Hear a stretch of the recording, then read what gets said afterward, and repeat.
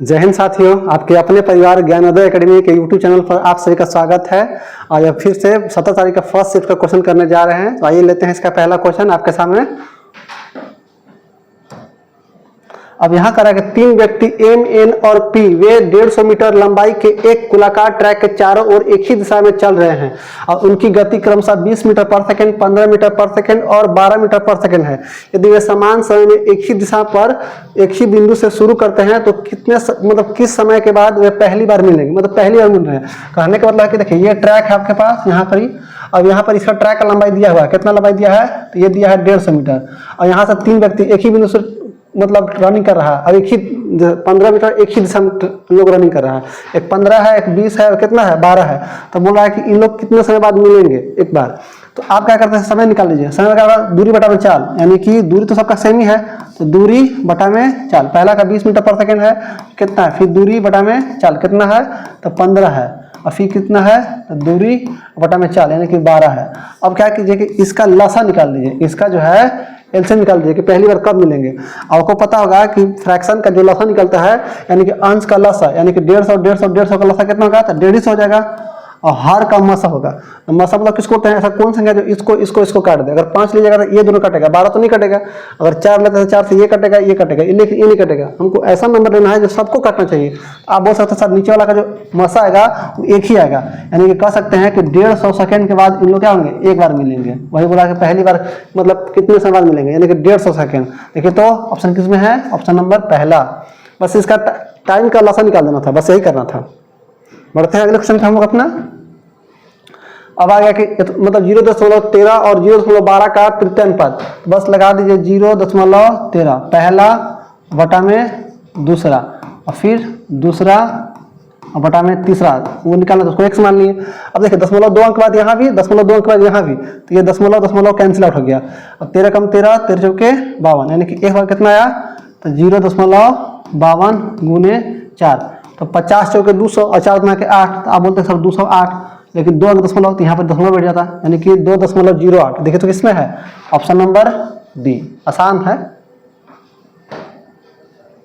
अब करा कि यदि ट्रेन 36 किलोमीटर प्रति घंटा की गति से यात्रा करती है तो 238 मीटर लंबी ट्रेन को इतना मीटर लंबी सुरंग 36 किलोमीटर प्रति घंटा गति यात्रा कर रही है तो इतना मीटर लंबी ट्रेन को 702 मीटर लंबी सुरंग को पार करने में कितना समय लगेगा। जब भी ट्रेन किसी दूसरे चीज को पार करेगा तो उनका लंबाई जुटेगा। तो यहाँ से लंबाई मतलब क्या डिस्टेंस कर सकते हैं, तो कितना हो जाएगा, तो ट्रेन की लंबाई कितना दिया है 238, ये तो हो गया 238 ट्रेन का और प्लस में सुरंग का, सुरंग कितना दिया है तो 702 को जोड़ लेंगे तो कितना 38 और 2 यानी कि ये आएगा 40 और 7 2 9, यानी कि इतना मीटर तो हुआ। हम सब समय का दूरी और बटा में चाल, तो चाल दिया है कितना 36, लेकिन ये ध्यान रहे ये आपका मीटर में है, ये आपका किलोमीटर प्रति घंटा में है, तो इसको बदल लीजिए मीटर पर सेकंड में, तो 5 और 18 चल जाएगा ऊपर यहाँ से, 18 का 18 गुना के 36। अब देखिए 2 और 5 जहाँ पर गुना होगा वो 0 बना देगा, क्योंकि 2 और 5 में 0 बनाएगा तो ये और ये कैंसिल होगा, 0 खा जाएगा, यानी कह सकते हैं कितना आएगा तो 94 सेकंड में क्या करेगा उस सुरंग को पार कर लेगा। देखिए तो ऑप्शन किसमें है, ऑप्शन नंबर बी। आसान ही था इसमें। अब यहाँ करा कि x का 4% 60 है तो x किसके बराबर है, आपको बताया थे कि अब देखिए 4 में 4 का टेबल में 2500 आता है, 25 से गुना कर देंगे तो 2500 का 100, 25 से यहाँ कर सकते हैं, यानी कि यहाँ जो x का मान आएगा उसको क्या कर दिए 25 से गुना कर दिए, तो 25 गुने 60 तो 25 छक्का कितना हो गया 150, एक 0 और आएगा, यानी कि कह सकते हैं कि सर डी आएगा। अब हालांकि इसको ब्रेक भी कर सकते हैं क्योंकि सर 4 में 25 से गुना करेंगे तो 100 बन जाएगा, 100 का परसेंटेज होता है फ्रैक्शन में 1 बनता है, इसलिए x का मान कितना आएगा 1500 आ जाएगा। अब करा कि एक दुकानदार ने 5400 रुपये में एक वस्तु खरीदी और 20% लाभ प्राप्त करने के लिए उसे कितना कीमत बेचना चाहिए, यानी कि आपसे पूछ रहा है विक्रय मूल्य, एसपी पूछ रहा है तो कितना में खरीदा है वो भाई तो 540 रुपये में, और कितना का लाभ चाहिए उसको, तो उसको लाभ चाहिए 20% का, तो आप बोलिए सर 120 में बेचेगा, 120 और बटा में 100, एक 0 यहाँ से, एक 0 यहाँ से, 0 कट गया, यानी कि कितना आया तो 54 गुने 12। अब देखिए क्या 2 चौके 8 आना चाहिए, यहाँ नहीं आएगा, यहाँ नहीं, बस एक ही जगह 8 है ऐसे। अब एक तरीका है कि आपको जिसका टेबल आता है, हमको 12 का टेबल आता है, आपको भी शायद आता होगा, तो 12 × 60 तो 600 और 48, यानी कितना है तो 648, ऐसे भी कर सकते हैं मल्टीप्लाई। अगर ऑप्शन सेम मिल जाता आप 2 गो। अब करा कि 3.80 रुपए प्रति किलोग्राम की कितनी किलोग्राम चीनी को 4.60 प्रति किलोग्राम के 60 किलो चीनी के साथ मिलाया जाना चाहिए ताकि मिश्रण को 5 रुपए प्रति किलो के दर से बेचने पर 25% का लाभ हो। अब देखिए यहाँ पर दो चीज का रेशियो दिया है, कितना दिया है 3.8। अब जीरो छोड़ भी सकते हैं, दशमलव के बाद एक नहीं लग सकते, जीरो है तो छोड़ सकते हैं। अब करा कि इतना का कितना किलो चीनी, ठीक है, और फिर कितना है फिर 4.6 का कितना किलो चीनी हम मिलाएंगे ताकि मिश्रण को 5 रुपए के दर से बेचने पर। तो ये 5 जो है ना आपका एसपी दिया है और लाभ कितना हुआ है यहाँ पर ही, तो ये बोला कि लाभ हमको जो हुआ है वो 25% का लाभ हुआ। तो यहाँ से पहले आप सीपी निकालिए कि मिश्रण का क्रय मूल्य कितना होगा। तो ये 5 और 100 ऊपर जिसका निकालना है 125 नीचे, तो 25 चौके 100 और 25 5, ये 5 और ये 5 कैंसिल आउट हो गया, यानी कि क्रय मूल्य जो आया वो 4 रुपये है। तब 4 यहाँ रखा जाएगा। अब देखिए तो दशमलव यहाँ है, अगर यहाँ ऐसे लिख सकते हैं, इसको ऐसा लिख सकते हैं क्या दशमलव देकर के, क्या है भी तो 4 है। ऐसा लिखने से ये फायदा हुआ कि सर यहाँ भी 1 दशमलव, यहाँ भी 1 दशमलव, यहाँ भी 1 दशमलव, तो दशमलव दशमलव सब में हटा देंगे क्योंकि सब में दशमलव सेम अंक के बाद था। अब हम इसको ट्रीट करेंगे, ये 38 है 40, तो अंदर कितना आया 2, ये 46 है 40, अंदर कितना आया 6, यहाँ से काट लेंगे तो 2 तिहाई 6 और 2 एकम 2। तो ये जो रेशियो आया किसका रेशियो आया, तो ये रेशियो आया आपका मात्रा का। तो यही बोला कि कितना किलो चीनी मतलब इतना किलो से 60 किलो मिला रहा है, यानी कि यहाँ जो वैल्यू है वो दिया है कितना 60 के जी। तो एक का वैल्यू 60 के जी, तो यहाँ का वैल्यू कितना आएगा 60 के 180, यानी कि तिगुना आएगा। आप बोल सकते हैं कि ये जो मात्रा है कितना किलो मिला है 180 के जी, यही पूछ रहा था आपसे, यानी कि ऑप्शन नंबर ए 180 के जी। आसान है। अब करा कि एक जिले की जनसंख्या 3,40,000 है, उसमें से 2,17,000 पुरुष हैं और 11% आबादी साक्षर है। और फिर करा कि यदि 11% पुरुष भी शिक्षित है, ठीक है, शिक्षित साक्षर ही हुआ, तो करा कि महिलाओं का कितना % साक्षर है, हालांकि शिक्षित नहीं होगा, यहाँ पर साक्षर ही होगा। लीजिए हम सुधार दिए, साक्षर है मतलब। अब देखिए जनसंख्या का 11% साक्षर है, उसमें पुरुष भी कितना 11% साक्षर है, तो पूछा कि महिला कितना साक्षर होंगे। जब जनसंख्या का पूरा जनसंख्या का 11% साक्षर है, जैसे पुरुष होगा 11% साक्षर, तो महिला भी 11% साक्षर होंगे। आप ऐसे भी कर सकते हैं, अगर आप निकालना तो निकाल सकते हैं। आपको कितना होता है कि जब भी परसेंटेज पूछे कोई चीज़ तो आप डेटा को छोटा कर सकते हैं, यानी कि टोटल पॉपुलेशन कितना है, उसमें पुरुष कितना है, यह कितना 3,40,000, ऐसे पुरुष कितना है तो 2,17,000। आपका सर ये 0 से 0, ये 0 से 0, तो यानी 3 जीरो तो कट गया ऐसे ही। अब ये कट नहीं रहा है क्योंकि 2 से कटेगा, लेकिन 2 से ये तो नहीं कटेगा, ठीक है। 31 7, देखिए 31 से कटेगा, 31 7, ठीक है, 7 एकम 7 7 31 7, तो ये तो कट नहीं रहा है। आपका सर टोटल जो पॉपुलेशन है वो कितना दिया है, यानी कि 3,40, इसमें पुरुष कितना है तो 217 मेल, तो फीमेल कितना बनेगा तो घटा देंगे। अगर 40 में 17 गया तो कितना आएगा 23 17, 7 3 10 2 3, ठीक है। यहाँ कितना बचा, यानी कि 1, यानी कि 123 हो जाएगा यहाँ पर ही, 23 17 हो जाएगा ना, 2 1 3, ठीक है, सही है। अब यहाँ पर पुरुष कितना साक्षर है तो 11% और महिला कितना साक्षर है नहीं पता है, लेकिन ये बोला कि टोटल जो जनसंख्या का वो कितना % 11% साक्षर है। तो अब बोला कि यहाँ पर कितना होगा, तो अब बोलिएगा कि सर जब टोटल 11% है तो x का मान तो 11 तो होगा ही होगा, ये तो इसमें कोई अति नहीं है, दोहराया नहीं जाता। अब देख लीजिए कि डिविजन कितना है, तो डिविजन कितना रहा 0, तो यानी कि 0 ऐड हो जाएगा, ऐसे कर सकते हैं। तो यहाँ का x मान कितना आएगा 11% आएगा, ऐसे भी कर सकते हैं। अगर फिर भी आप लोग को दिक्कत हो रहा है कि सर नहीं समझ में आया, तो एक तरीका है कि आप इतना कर लीजिए, यानी कि 217 गुने 11 प्लस फिर कितना 123 गुने 1 साक्षर का, और टोटल कितना दिया है 340 गुने 11। यहाँ से भी करेंगे तो x का मान आपका 11% ही आएगा। आप इसको सॉल्व करके देखिएगा, कमेंट बॉक्स में लिखिएगा कि आ रहा है कि नहीं, ठीक है। बढ़ते हैं अगले क्वेश्चन पे हम लोग अपना। अब करा के 18 72 184 और 144 का लघुत्तम समावर्तक क्या है, लघुत्तम किसको बोलते हैं। अब बताइए इसमें से कौन संख्या है जो दिए गए संख्या से पूरा कट जाएगा। अब कोई संख्या 18 से कट रहा है, इसका मतलब वो 9 से कटा होगा, ठीक है। अब ऐसे समझ रहा है तो 9 वाला देख लीजिए कि 9 से कौन कट रहा है, 8 और 8 16 16 और 6, ठीक है, 8 8 16 16 6 16 और 6 कितना हो गया 16 6 22 हो गया, तो ये तो कटेगा ही नहीं, 3 3 6 जोड़ लिए, यहाँ 3 और 3 6 6 5 11 12, ये भी 9 नहीं कटेगा, ये 3 से कटेगा। आगे 3 2 5 5 2 7, ये भी नहीं कटेगा। तो जब 3 ऑप्शन एलिमेंट हो गया तो चौथा क्या चेक करना भाई, यही ऐसे हो जाएगा, क्योंकि 9 से कटना चाहिए और 9 से एक ही संख्या तो कट रहा था, 3 और 3 6 6 1 7 7 2 9 से कट रहा है। अगर आप एलसीएम निकालना चाहते हो वैसे भी निकाल सकते हैं, यानी कितना है 18 72 फिर कितना 184 और फिर कितना दिया है 144। आपको बता है कि जब भी लसा निकालना है तो कोई संख्या अगर किसी संख्या में मर्ज है तो उसको नहीं लेंगे। 18 जो है 72 में शामिल है तो मत लीजिए 18 को। 72 जो है इसका 144 में शामिल है, क्योंकि 144 में 72 है कि नहीं, हाँ है, इसलिए 72 को नहीं ले सकते हैं। तो आप केवल इसका एलसीएम निकाल लीजिए, यानी कि 184 का 144 का जो एलसीएम होगा वही पूरे का होगा। और देखिए तो किससे कट रहा है, 4 से काट लीजिए, क्योंकि 4 से दोनों कट रहा है। तो 4 चौके 16, 16 2 18, यानी 4 छक 24।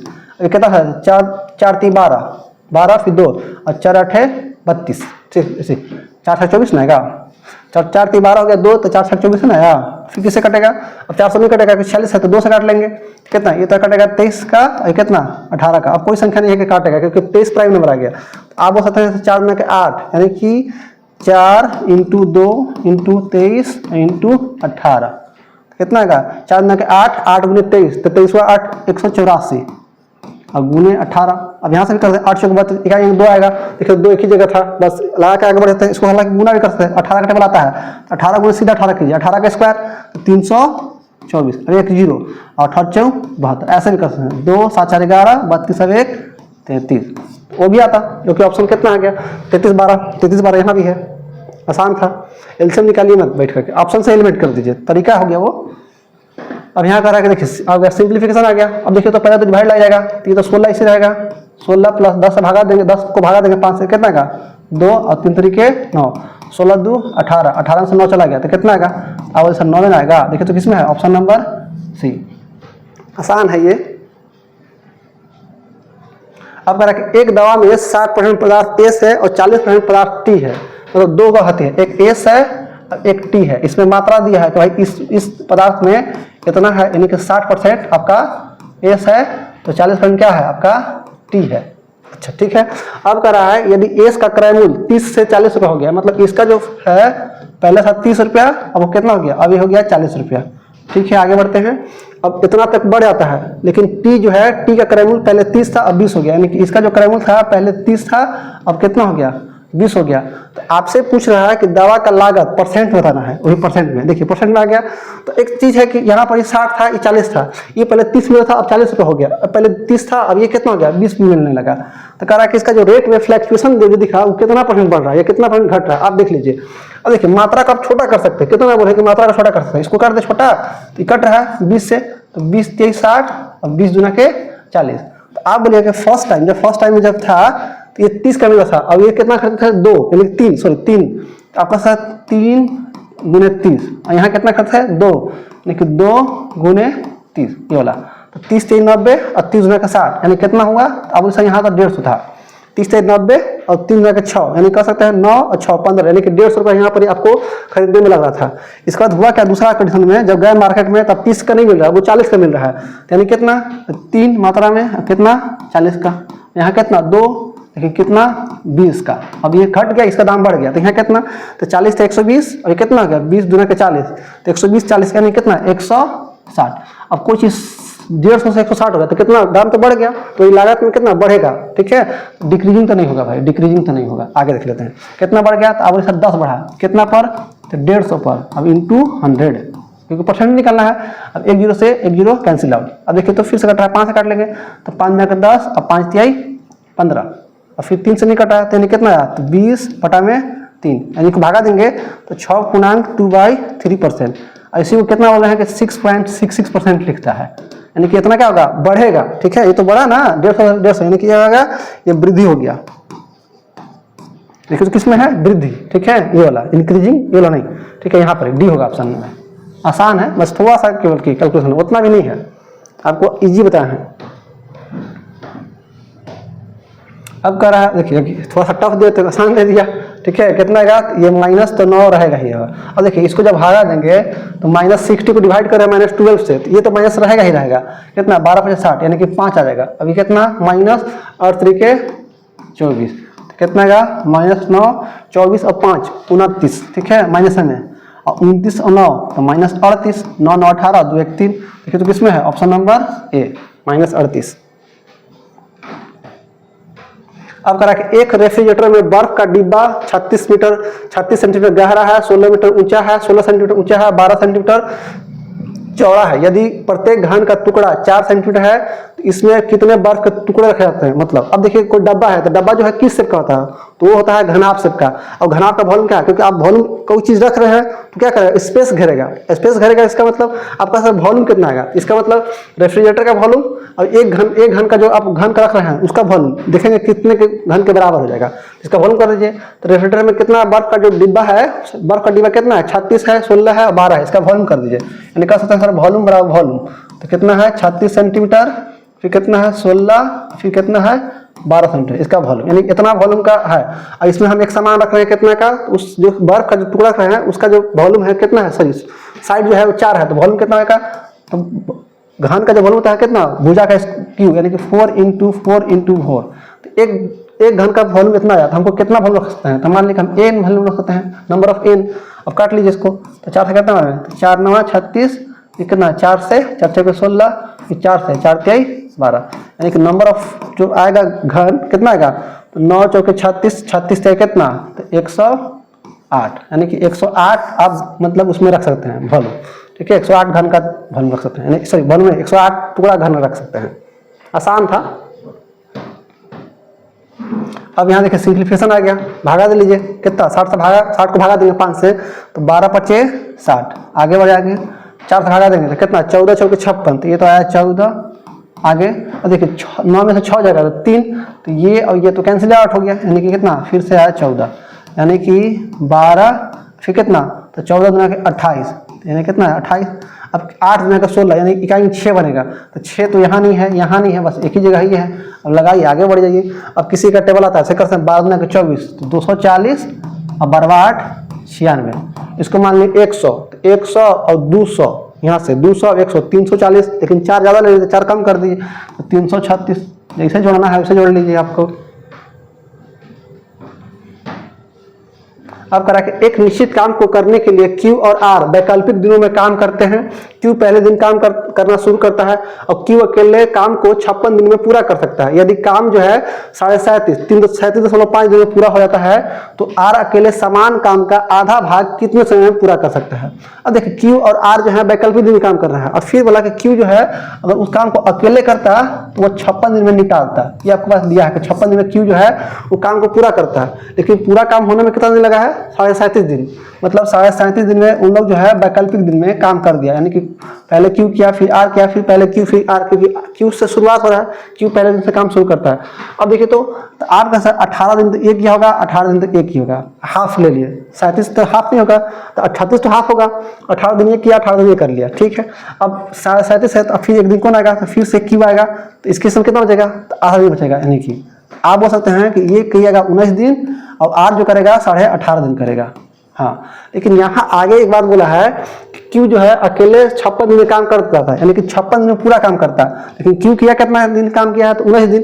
तो Q जो है वो पूरा काम 56 दिन में, तो एक दिन में कितना काम करता है, यानी कह सकते हैं एक दिन में Q का काम बताइए, एक दिन में Q का काम, तो 1/56, लेकिन वो तो काम क्या 19 दिन, तो 19 दिन में कितना काम करेगा, तो 19 से गुना करना पड़ेगा, यानी कि Q जो है 19/56 काम निपटा दिया।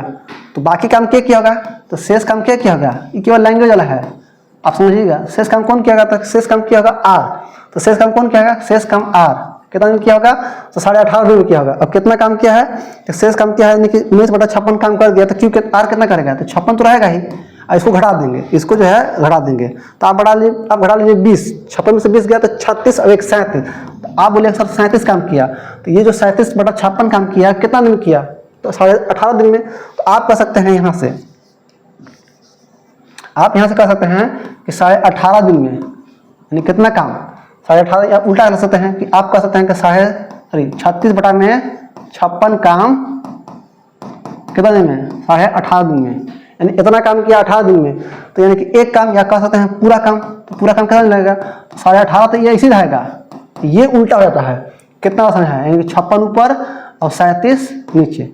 अब ये हटेगा तो नीचे 0 आ जाएगा। अब देखिए 37 से कटेगा, 37 से 10 बार में और 37 से कितना बार में, तो ये कटेगा 5 बार में, 37 का आधा 18.5 होता है। और फिर इसको काटेंगे 5 से, तो 5 कम 5 और 5 के 10, और फिर 2 से फिर कट रहा है, 2 से इसको काटेंगे कितना में, तो 2 से 14 सॉरी 28 बार में, 28 दूना का 56, यानी कि पूरा काम 28 दिन में किया।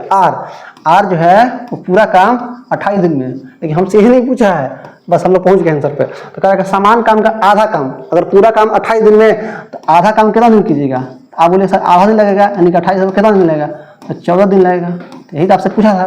ठीक है, ऑप्शन जो कि किसमें होगा, बी। आसान है, केवल लैंग्वेज खाली दिया है, देख लीजिएगा आराम से। बढ़ते हैं अगले क्वेश्चन पे।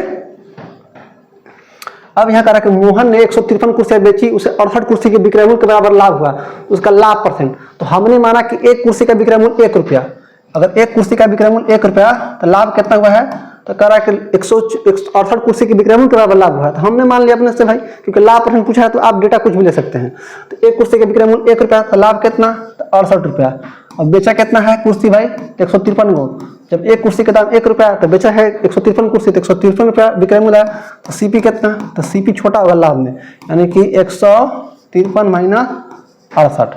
13 में से 8 गया कितना जाएगा, यानी कि 13 में से 8 गया तो 8 5 13, यहाँ कितना हो गया 14, 14 में 6 गया तो फिर से 8 आएगा। ठीक है, 8 5 13, 8 6 14 15। तो आपसे पूछा है कि लाभ % बता दीजिए। लाभ कितना है, तो 68 का लाभ है कितना पर, 85 पर, अब इंटू 100। 17 से कट रहा है, 17 चौके 68 और 17 पचे 85। और 4/5 आपको पता होगा कितना, 1/5 20, तो 4/5 कितना, तो 80% का लाभ होगा। आप यहाँ से काट भी लीजिएगा, 5 से कम 5, 5 से कितना 5 10, यानी कि 80% का लाभ होगा। ऑप्शन लिखे तो किसमें है, ऑप्शन नंबर ए। और आसान है, बताया हुआ क्वेश्चन है इस तरह का।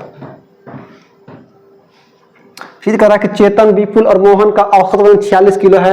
यदि चेतन और विपुल का औसत वजन 40 किलो है तो विपुल और मोहन का औसत वजन 44 किलो है। तो विपुल का, देखिए विपुल 2 बार आ रहा है इस ग्रुप में। यहाँ देखिए विपुल एक यहाँ भी आया है और एक विपुल यहाँ आया है। अगर विपुल का डायरेक्ट निकालना बताया थे, अगर विपुल का डायरेक्ट निकालना है तो 4 लोग में से 3 लोग हटा देंगे, यानी कि 2 2 का। यहाँ देखिए चेतन और विपुल का कितना है 40, तो योग कितना आएगा, तो 40 गुने 2, यानी 2 लोग।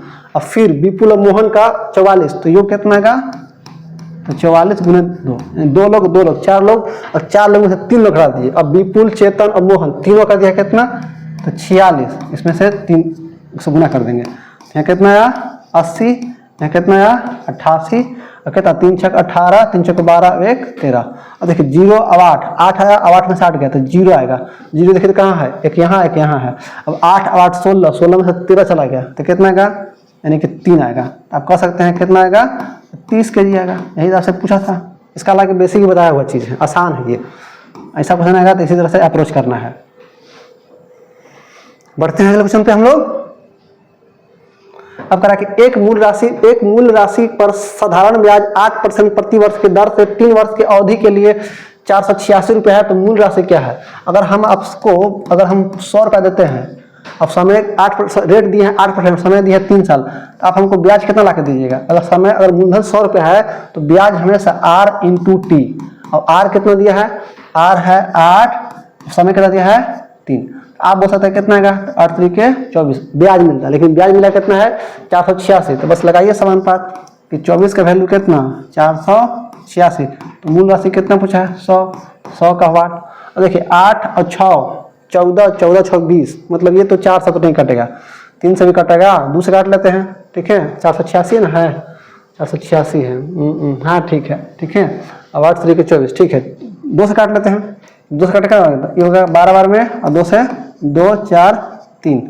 अब देखिए 343, ये 3 से कटेगा, 4 3 7 4 3 7 2 9, 3 से कट रहा है, 3 से काट लें 3 चौके 12, और 3 से काटेंगे 3 8 24, और 3 कम 3, और 4 से काट लेंगे, 4 कम 4, और 4 से कितना बार में, या 25 बार में, यानी कि इसका मतलब 81 गुने 25।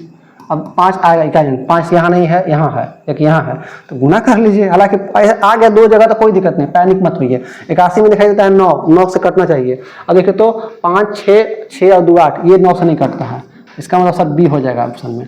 अब किसी का टेबल आता है तो 25 का टेबल तो आसान है, 25 गुने 8 कर लीजिए, 25 8 है 200, ये दहाई है तो इसलिए 0 और 25 से कम 25, यानी कि 2025, ऐसे कर लीजिए। अब ऑप्शन से भी एलिमिनेट करना सिखा दिए आपको। अब करा कि जब 3 वर्षों के लिए चक्रवृद्धि ब्याज और साधारण ब्याज के बीच का अंतर 5% प्रति वर्ष की दर से 122 रुपये है, तो मूलधन फॉर्मूला बताया है, पिछला शिफ्ट में ऐसा ही आएगा। 3 वर्ष रहेगा तो PR² इंटू 300 प्लस R बटा में कितना 100 का क्यू, ये होता है difference between the CI NSI for 3 years. अब सबका मान रख दीजिए, पी पूछा है, आर कितना दिया है भाई, आर दिया है 5%, तो 5 × 5 और फिर कितना 300 + 5 यानी कि 305, 300 + आर होता है, नीचे कितना 100 का क्यूब यानी कि 100 3 बार, और कितना दिया है 100, ठीक है 122 दिया है। देखिए तो 5 से कटेगा क्या, 122 दिया है यहाँ पर ही 122, ये तो 5 से नहीं कटेगा, 122 122, चलिए काट के देखते हैं हम। देखिए तो इसको अगर हम 5 से काटना चाहें तो 5 × 5 × 5 5 25 आया, और 25 × 4 कितना है, तो जब 5 से काटेंगे तो कितना कटेगा, तो 5 × 6 = 30, 5 × 1 = 5, और 5 से इसको काट दिए तो 5 × 10 यानी कि 80 बार 20 बार कट गया। अब देखिए 61 का डबल है ये, तो 61 का डबल है तो काट दें, 61 × 61 61 दूना 122, अब नहीं कटेगा, तो पी बार कितना आया, तो 4 दूना के 8 8 दूना के 16, तो 16 तो लिखा गया। अब 16 देखिए एक ही जगह है, मार्क आगे बढ़ेगी, अब जीरो देखिए क्यों बैठेगा, तो 2 जीरो यहाँ 1 जीरो यहाँ, यानी कि 3 जीरो बैठेगा, यानी कि जो पी का मान आया कितना आया 16,000, जो कि ऑप्शन किस में है आपका, ऑप्शन नंबर ए, ठीक है। फॉर्मूला बेस्ड क्वेश्चन है, बताया हुआ है ऐसा क्वेश्चन। अब कह रहा है कि एक स्टोर एक वस्तु पर 12% और 18% का 2 क्रमांक छूट प्रदान करता है। यदि इन दोनों छूटों को एक साथ लागू किया जाए तो ग्राहक को कितना समतुल्य छूट मिलेगा, यानी एकल छूट। जब भी 2 छूट दिया जाता है, एकल छूट किस आते हैं, x + y और -xy बटा में 100, यानी कितना छूट मिला है, एक छूट मिला है 12 का, एक छूट मिला है 18 का, और -12 × 18 और बटा में 100 कितना है, 12 18 कितना होता है 30, और 12 18 लेगा तो कितना 18 के 36 के 6 3 18 3 कितना 21, लेकिन देखिए 100 से भागा देना है, यानी कि दशमलव के बाद 2 अंक का दशमलव। अब देखिए आप 2 के बाद 2.16 घटाना है तो आप घटाइए 3, यानी कि 30 में से 3 जाएगा कितना आएगा 27, और 16 है तो 16 100 से घटाएंगे तो कितना आएगा, तो ये आ जाएगा 84, हाँ यानी कि 27.84% का छूट मिलेगा। देखिए तो किसमें है, यानी ऑप्शन नंबर सी, आसान है, एकल छूट पूछ रहा था। अब कह रहा है कि जब 3 वर्षों के लिए चक्रवृद्धि ब्याज साधारण ब्याज के बीच का अंतर 10% है, तो आपसे पूछा कि यदि ब्याज का दर 10% है और अंतर कितना है 186, तो मूलधन फिर से आ गया, तो फॉर्मूला बताया कि यहाँ PR², आर कितना दिया है 10, PR² × 300 + r यानी कि 300 + 10 बटा में 100 का क्यूब, यानी कि 100 3 बार लिखा जाएगा, और हम बार फॉर्मूला लिखेंगे, कितना दिया है 186।